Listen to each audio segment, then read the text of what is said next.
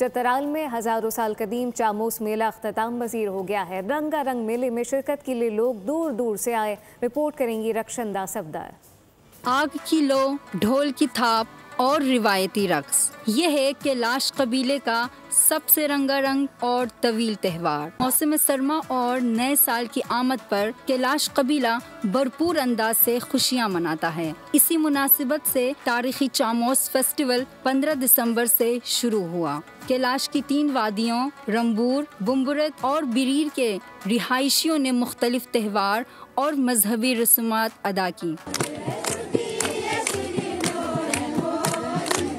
ये त्यौहार कई छोटे बड़े रस्मात पर मुश्तमिल है और हर रोज एक एक रस्म अदा की जाती है। ये मेला प्यार और मोहब्बत बांटने का पैगाम भी है। इस मौके पर फल, सब्जियां और खुश मेवजात भी तकसीम किए जाते हैं। ये त्यौहार मौसम सरमा की आमद पर खुशी और अमन की अलामत के तौर पर मनाया जाता है। सब्सक्राइब करें और बेल दबाएं ताकि कोई खबर रह न जाए।